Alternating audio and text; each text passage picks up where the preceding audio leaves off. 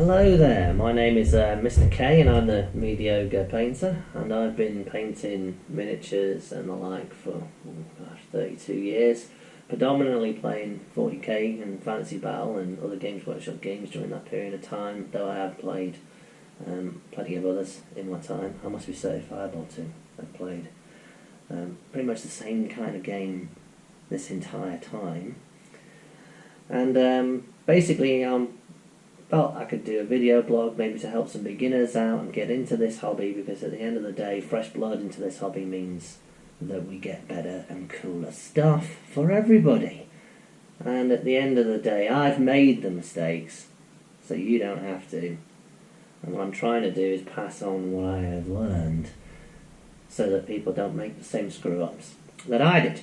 So I thought I would start by basically having a look at First Strike. I, for one, haven't really played 40k properly in quite a long time. I was quite curious about learning about 8th edition rules. And this is Games Workshop's introduction into the grim, dark universe of 40k. Essentially, everything that you need to play the game of 40k is in this box. This retails for about £25 in the UK, I think about $40 in the United States. And you can get it a little cheaper than that if you look around online. Places like Element Games, Magic Madhouse and such send it for £21, £22. And that's a really good value proposition. This has 15 push-to-fit miniatures in. This is what this symbol is here that you'll see. It's got this easy to build symbol on it, which basically means the models inside it are push-to-fit. Now we can argue a little bit about whether easy to build is really easy to build. I happen to think it's just easier to build rather than easy to build. But the whole point is this set is a bargain at the end of the day. If you were to buy the miniatures inside of this thing separately, you're probably looking at spending £40 because you've got 6 Primaris Marines, 3 Death Guard, and I think 6 Poxwalkers. And they're typically about £10 for 3. So and the Poxwalkers I think are £10 for 6. So it's pretty good value for money at the end of the day. And so let's have a look at the back of this, and it sort of describes what you actually get inside it. Essentially you get the miniatures, which is what we're really interested in, but also an introduction booklet, a core rules booklet which explains the rules of 8th edition 40k, some dice, a little ruler, a playmat, and also a nice little bunker piece of scenery. So one thing I really noticed when I picked this up, and I didn't pick this up from Games Workshop, I actually picked this from my local toy store, which has a few Warhammer things in it. It's really weighty. And so this makes me think, ooh, I'm getting my money's worth, because this thing is actually pretty heavy, and it's definitely packed to the gunnels with stuff. So when I was working at the shop, I was quite excited. It's like, ooh, there's quite a bit in here. And I was really looking forward to opening it. So without further ado, let's have a look inside. So one of the nice things I like about this is that even this is actually a really nice piece of design. This is actually a piece of scenery, this tray, but actually the fact that it's got a tray I really like. If you ever buy like Games Workshop box sets, like something like these Tau boxes, they're literally just the sprues and transfers and an instruction booklet inside. There's not a tray, and somebody old school like me is kind of used to Games Workshop selling these kinds of boxes with a tray, especially when it looks kind of the same size as their old sort of painting starter set, which came with a little tray. And those trays were actually, I always found them really useful for like making travel kits with and that kind of thing. So when I first opened this, I was like, oh, something to keep everything in. Isn't that nice? So if we open it up, let's see what we've got inside. And you can see that basically at the top you'll see the miniature sprues. And so one of the things that people always bring up when they have a look at this stuff is, ooh, blue and green. Because these kinds of box sets that Games Workshop sell are grey plastic, kind of boring, grey, dull, lifeless, etc. But look, sexy ultramarine blue and perhaps not so sexy, Death Guard green. And so you can see here we've got Primaris Space Marines here on the sprue. There's 2 sprues of those. Intercessors and Reavers, I think. And then we have a sprue for our Death Guard and a sprue for the Poxwalkers. Show you the other side there. Now, this is not a new phenomena. Games Workshop have actually been doing different coloured minis for a very, very long time, though perhaps not directly themselves. So here's an example of a mini from way back when. This is actually from Space Crusade, all the way back in the day. And that is an Imperial Fist from the Space Crusade game. And they actually coloured the miniatures back then. And so this would represent the Blood Angels, and there's also a blue one for the Ultramarines as well. So it's not a new thing. This kind of, admittedly, the plastic used back then wasn't the quality of this. But this is not a new thing for Games Workshop to do. I know that they've done that with Kill Team as well, so you've got different colours. And that's so basically, you know, once you've got this thing assembled and it's all pushed to fit, and it's on the battlefield, pretty clear who is who. These are the good guys in blue, the Smurfs, and these are the bad guys. Now, the thing is about these things is they're easy to build. And so what that means is once you get them off the sprue, you push fit them together, you put them in the slots, and you're ready to go. You don't actually need to worry about glue and all that kind of stuff. The thing is, though, are they really that easy to build? What I found with these push-fit miniatures is that they need a little bit of fettling, because the plastic isn't perfect, in order for them to actually push to fit. And then if you want them to stay together, you do need to break out the super glue and just put a little on there to make them stick together. Now there's certainly an awful lot less prep work involved than there is with a set like this. And that's a good thing in terms of helping people get into this hobby, because putting a set together like this, whilst you get nice opposable miniatures exactly how you want, with perhaps the right weapons you want and all that kind of stuff, it takes a hell of a long time to do that. And being Mr. Old School myself, I'm like, I long for the days of single cast miniatures when I didn't have to worry about this kind of thing, and I didn't have to worry about doing anything more than a light tidy up of taking off flashings and things like that. So I understand Games Workshop argument is, well, you know, then you don't get as good a miniature and all that kind of stuff.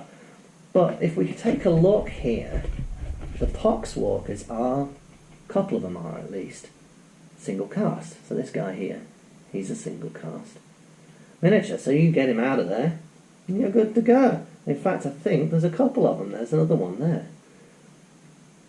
So it can be done, and these miniatures are really lovely quality as well. And this can be done. So if we look way back in the day, I've got an example here. I'll try and show you. This is a Space Marine Scout from a long time ago. That is a really cool miniature that I picked up to make Armageddon Kill Team, actually. And that's single cast. And there's plenty of other great examples like that. Here's another one. Again, it's another Space Marine Scout. So I'm like, you know, it can be done. And I think pretty certain if Games Workshop put their heads together, they could actually produce the Primaris and Death Guards of that kind of quality as a single cast to make this genuine, what I would consider to be genuinely easy to build, rather than just easier to build.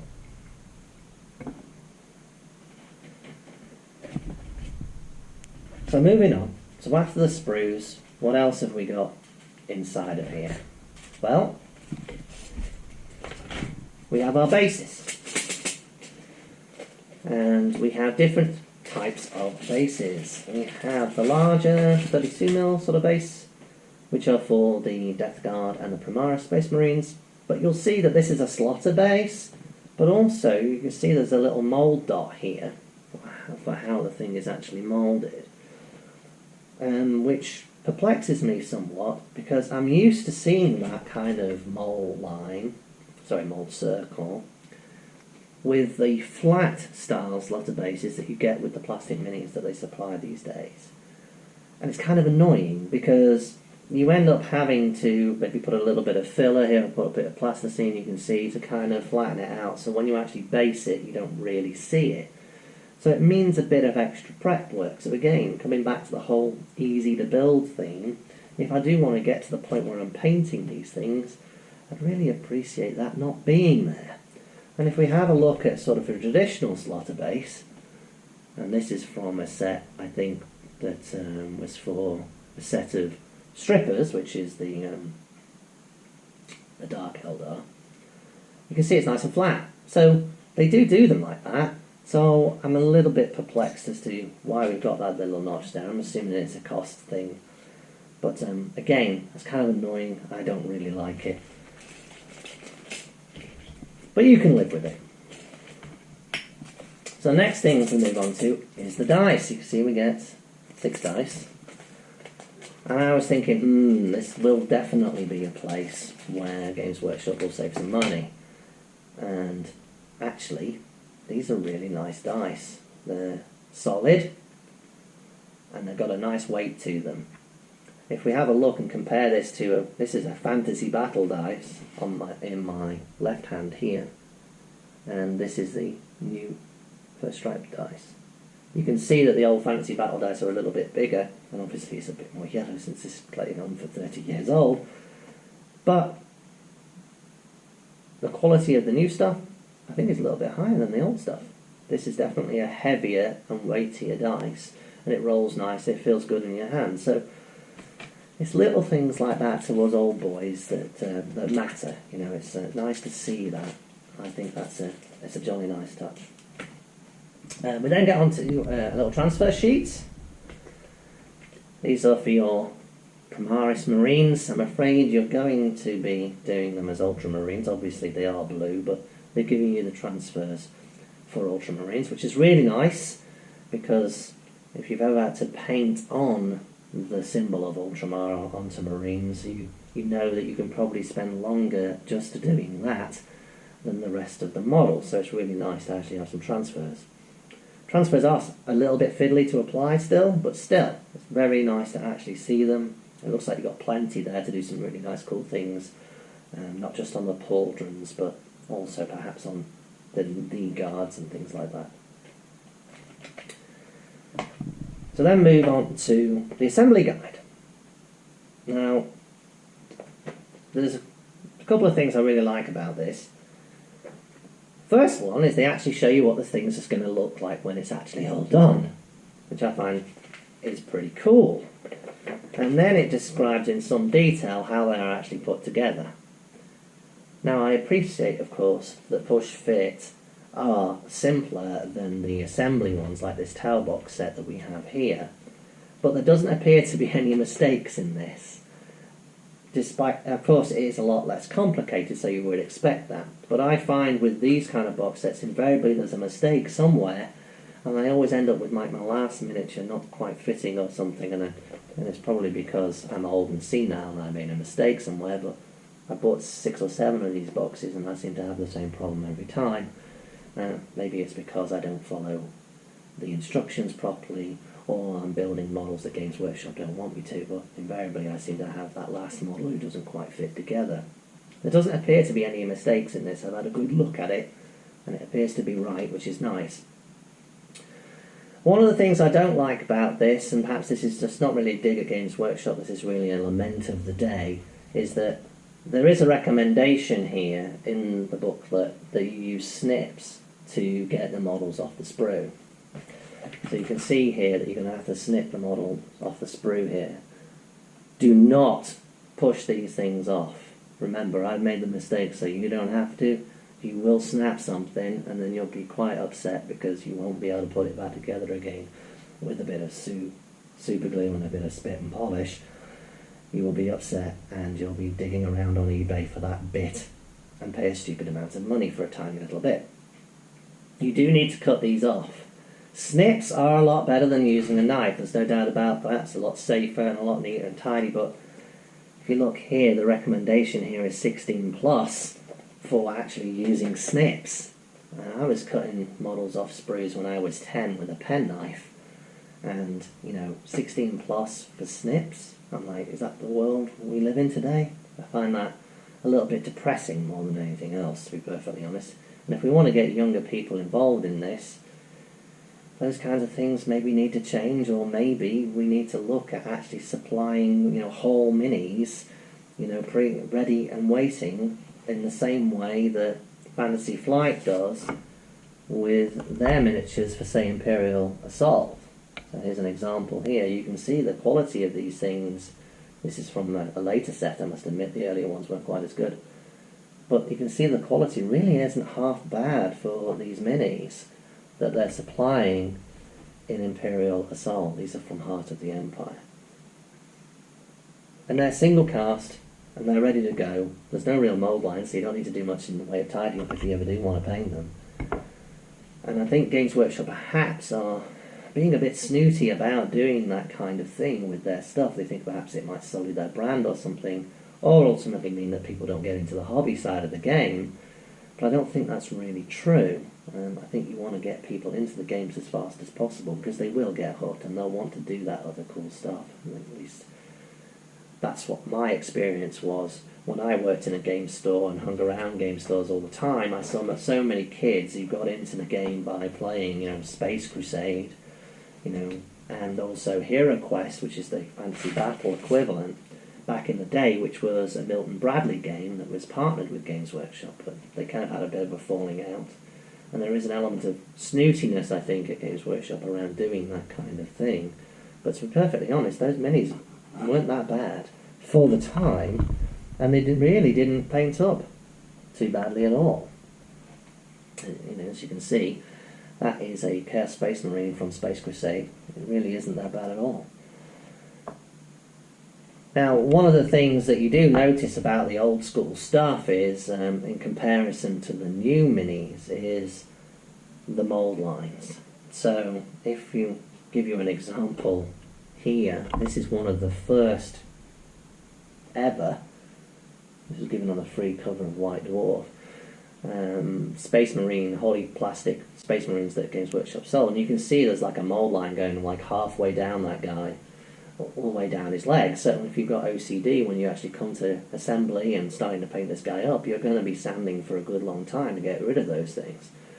And, things didn't massively improve a few years later. So here's basically an Orc boy from a little bit later on. And I believe Games Workshop largely still sell that pack that makes that particular mould as the Imperial Guard of a similar era that was done in the early 90s. And there's quite a significant mould lines on these guys as well. So you've got a lot of fettling to do. But if we compare that to something a little bit more recent, like this guy, then it's nowhere near as visible, almost to the point where there isn't actually anything to do from a mould line perspective. And these push-to-fit minis are actually, I think, better still. So basically, if you get these guys off the sprue and tidy up where the sprue meets the mini, I think you might have done all your tidy up, which is fantastic. Shows you how the injection moulding has improved over the years, because in the past you used to have like a cast with two halves, and that's the reason why you get these mould lines. And it seems the processing has improved so they can gradually get rid of that stuff. So, moving on to our what else is in the box, and we have a little read this first guide. And eventually this talks about introducing you to the hobby. It then talks about the Warhammer universe, and just flicking through talks about the Adeptus Astartes, the Death Guard, nice little synopsis of the other races in the 40k universe as well,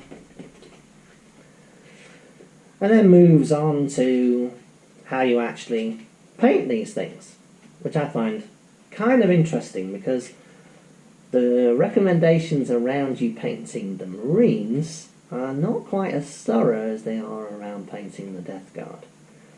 It's quite a light touch they're talking here about painting the Marines, literally just get the base colours in place, no real washes or much in the way of technical detail, which I think is a bit of a shame, and they're missing a bit of a trick there because, to be honest, these are their biggest sellers at the end of the day, Marines, and so I think they could have done a better job there. But if we look at the Death Guard, that has a lovely painting guide for the beginner. In fact, it's pretty much exactly how I would recommend a beginner to paint. And I will actually be doing other videos on that kind of thing in the future where I talk about the process of painting and the methodology really. I am a mediocre painter at the end of the day, but I've made plenty of mistakes so you don't have to, and I can pass on some of that knowledge to be able to enable you to paint miniatures reasonably well quite quickly. And this is a really nice guide. So basically you put a base coat on, you put your base colours on, you give it an overall wash, and you do a little bit of highlighting, a little bit of details. And you know, that last model there, that's pretty darn good. If you were getting to that side of the standard when you were a beginner, you're going to be pretty happy with yourself and pretty pleased with yourself. So they've done a good job on the old Death Guard there, I think. Not so good a job on the Poxwalkers or the Marines, which is kind of interesting. Maybe it got given to a different guy. Who knows? So continuing on with this, it talks about playing the game, how you might start playing, and then it basically walks you through a series of missions. And these missions are basically designed to introduce the rules of the 40k universe to you progressively. So you'll learn more things in mission 2 than you did in mission 1, and so on until by mission 4 you've basically encompassed all the rules that 40k has to offer. Well, around infantry at least anyway, obviously. There's no vehicles here. So it's a really nice booklet, very nicely put together, and it's a good job. Just a couple of improvements, I think, around the actual painting guide. Next thing we move on to are the cards. So here we have basically the cards which describe the miniatures that you've got here from a game perspective. So there's basically a stat line across here, and then basically a series of statistics about the actual weapons. Just to give a quick overview, movement is measured in inches, that's M, WS is weapon skill, and they've actually simplified that now so it's a dice roll. BS is ballistic skill, which is basically they simplified that so it's a dice roll as well. It used to be a number. And then you've got strength, toughness, S for strength, T for toughness. You've got W for wounds, LD is leadership, and you've got saving throw, which is basically your ability of your armour to protect you. Leadership is basically used for morale tests and things like that. So if you lose a lot of your unit, for example, you have to pass a morale test. These cards are really nice. They keep everything succinct, and you know, for a more experienced gamer like me, I'm like, oh, it's nice to have all this in one place, but you know, things haven't changed an awful lot over the years, despite what many people might tell you. And I'm like, I look at this and go, yeah, I kind of know this already. And if we have a look at the weapons, you know, the weapons basically have a range, and then basically a type, which is kind of what their characteristics are. So like if it's rapid fire, it means you can shoot twice if it's within half the distance of the range of the weapon. And then you've got the strength of the weapon. You then have the damage and the armour piercing, which basically is AP. So that's basically how much you take off the saving throw of your opponent should you hit them and cause some damage. Really nice and succinct to have all of this together. Very good job.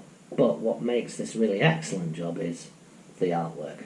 So the back of these things, the artwork is really, really nice.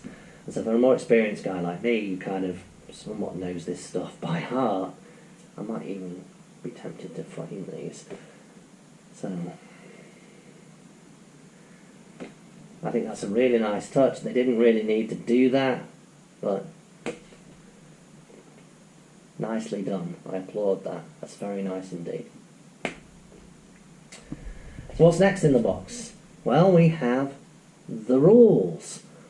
So these are basically the 40k rules in the greater detail, shall we say.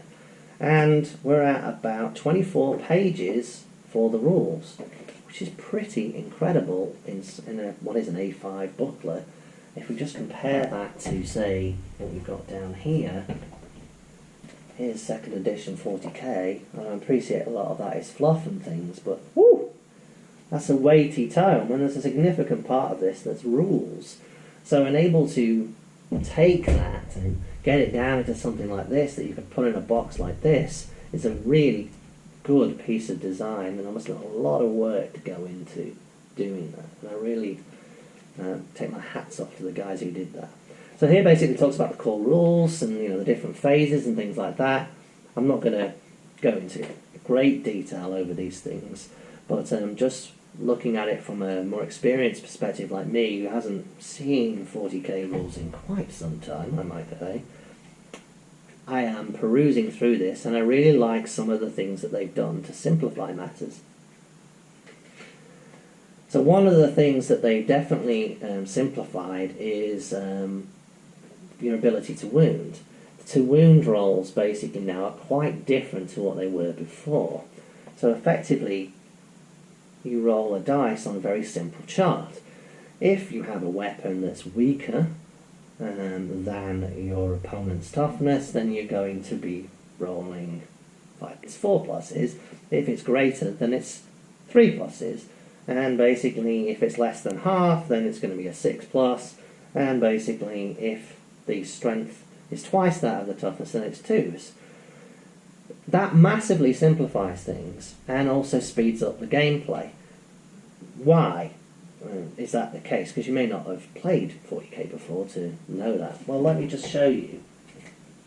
This little chart used to be used previously for rolling to wound. And so basically, what that meant is, if your defender was, hard as nails and you shot him with a las pistol, then basically you weren't going to wound him at all, a chance or a hope in hell.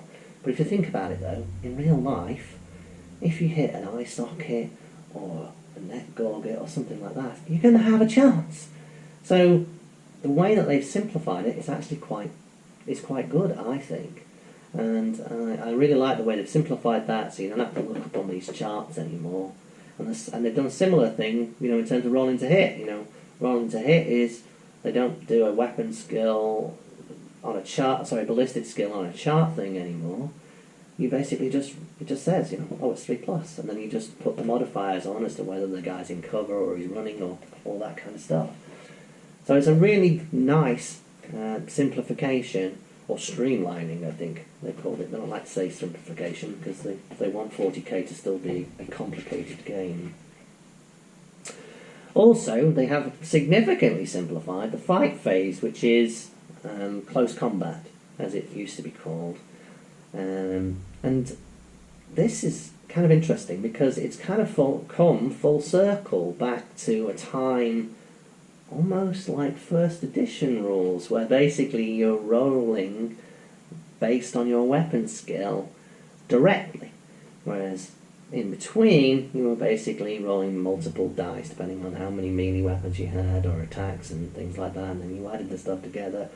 It made it quite decisive, but also slows the game down, makes it a bit more complicated. This simplifies it, and it's very much like first edition rules, which I actually kind of like. So this is a really nice simplification as well, and I think that's quite a positive thing for new people getting into this game.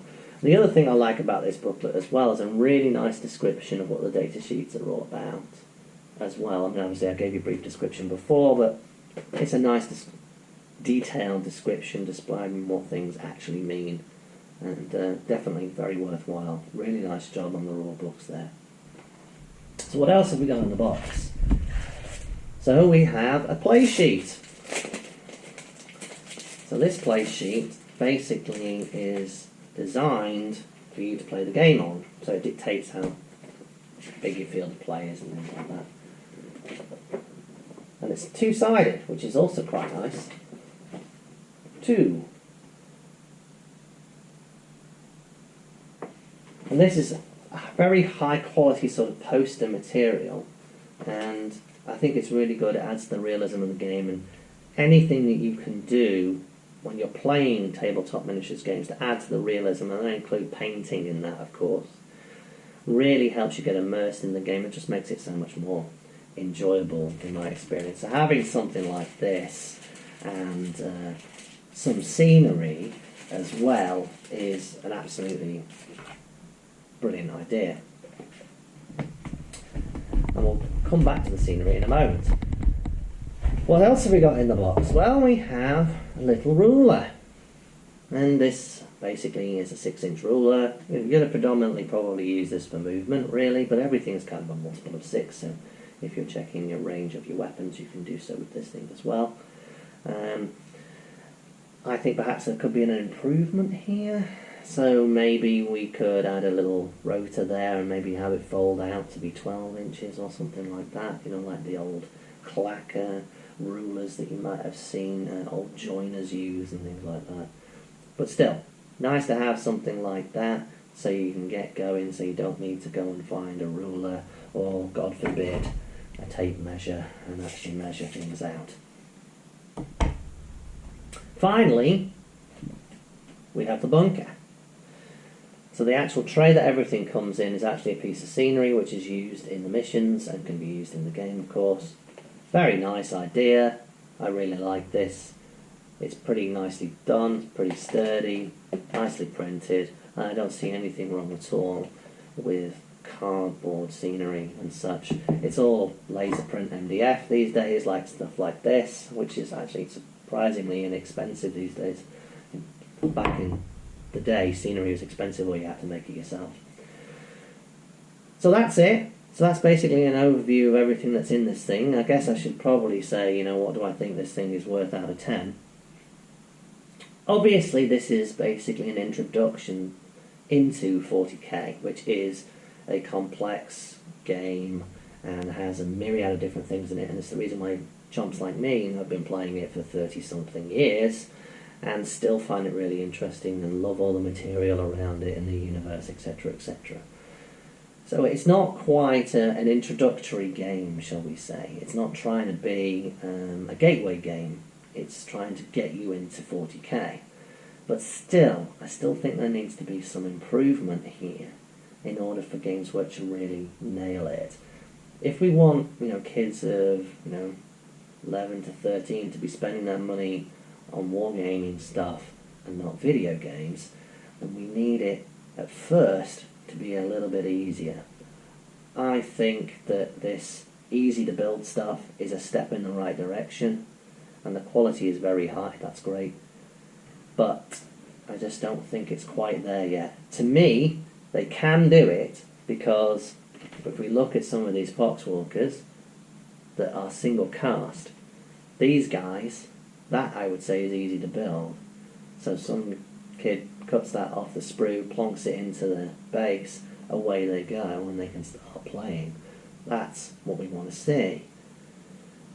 I don't think Games Workshop are going to get into the situation where they're going to go down the Imperial Assault single mold route, but they are losing business to Fantasy Flight Games because of things like this.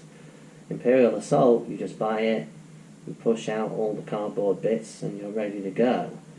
Here, some assembly is required. I appreciate that's part of the hobby and part of the fun, but not everybody is into that side of things. I like that side of things more than playing the games, but not everybody else is like that. So I would like to see this stuff to be all single cast stuff, and you just have to get it off the sprues and get it into the bases in order for people to be able to play. I'd like to see the bases get rid of those little mould lines as well. But still, this is a really solid effort from Games Workshop. I think it's not quite knocked it out of the park, but it's close. And I think it's definitely a solid 8 out of 10. And I would like to see them do other starter sets for 40k like this, so that you can get people going into other races. So this has got obviously Death Guard and Marines, which are probably going to be their two biggest sellers.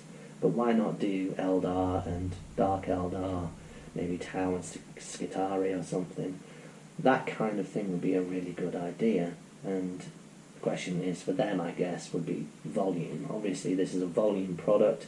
It's sold at very low cost, and so they're not going to make as much out of this as they are on, you know, a traditional sort of box.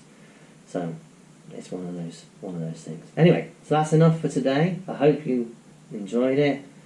If you did, then like and subscribe. I am going to be doing more of these kinds of things, and next time I see you, I'll be talking about what you need to buy in order to be able to assemble these miniatures and maybe even start painting them.